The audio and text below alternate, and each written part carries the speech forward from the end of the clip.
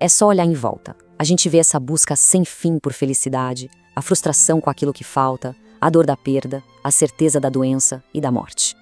Quem já parou para se perguntar por que a vida parece ser uma luta constante, não está sozinho nesse pensamento. Existe um sentimento de vazio, um vazio que assombra a todos, mesmo nos momentos que deveriam ser de alegria. É uma sensação universal, uma suspeita lá no fundo de que, na base de tudo, alguma coisa está fundamentalmente quebrada. Mas existiu um filósofo que não teve medo de encarar essa realidade de frente. Um homem que mergulhou no coração da dor humana para tentar entendê-la. O nome dele era Arthur Schopenhauer. E olha, ele não só diagnosticou a vida como sofrimento, ele foi além. Ele ofereceu saídas, caminhos radicais para essa nossa condição. O que começa agora é uma viagem profunda ao centro da experiência humana. Para Schopenhauer, era o seguinte: para a gente entender por que sofremos, primeiro é preciso entender o que move o universo. E a resposta dele, já adianto, não é Deus. E também não é a razão.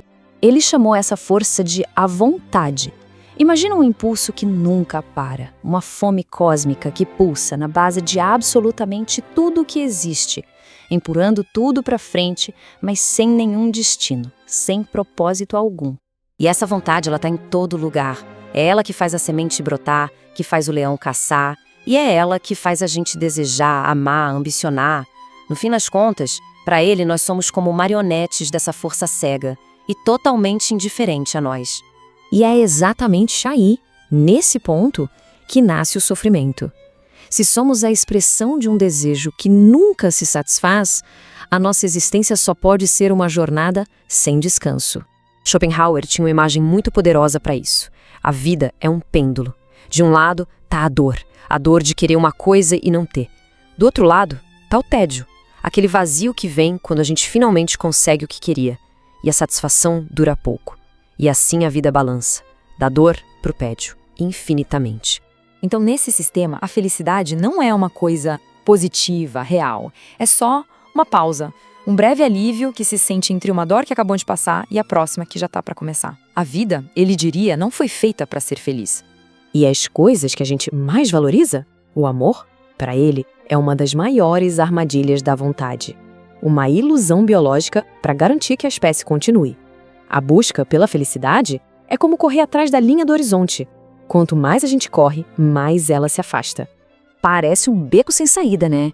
Mas Schopenhauer não nos abandona no desespero. Se a causa do sofrimento é a vontade, a solução tem que ser encontrar um jeito de silenciá-la. E ele nos aponta alguns caminhos. Ele propõe basicamente 3 vias principais para alcançar um pouco de paz, mas não são caminhos fáceis. Exigem uma transformação profunda na nossa relação com o mundo e com os nossos próprios desejos. A primeira via é a mais radical.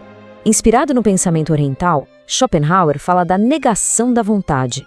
É o caminho do asceta, que renuncia aos prazeres, à riqueza, a todos os desejos, buscando um estado de paz que ele chega a comparar ao nirvana. A segunda via é a arte.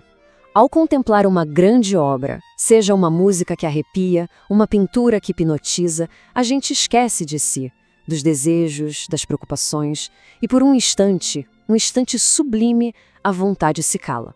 A gente se torna puro conhecimento, uma janela para a essência do mundo. A terceira via é a ética, a compaixão.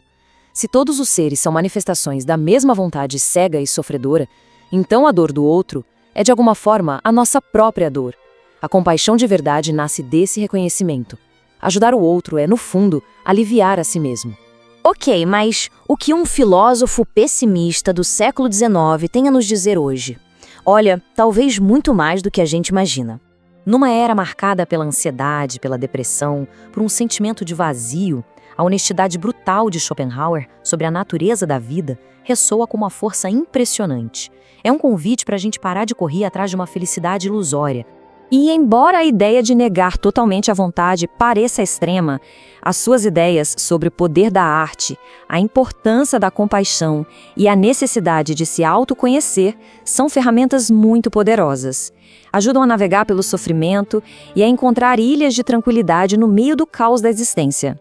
No fim, dizer que a vida é sofrimento talvez não seja uma mensagem de desespero, mas sim de libertação. Libertação daquela pressão absurda de ter que ser feliz o tempo todo.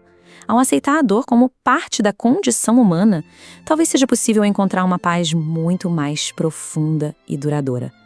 E a filosofia de Schopenhauer nos deixa com uma pergunta fundamental, não para o filósofo, mas para a própria condição humana.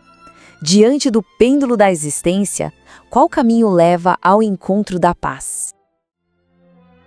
Se esta cápsula de conhecimento expandiu sua mente, há muitas outras a serem descobertas.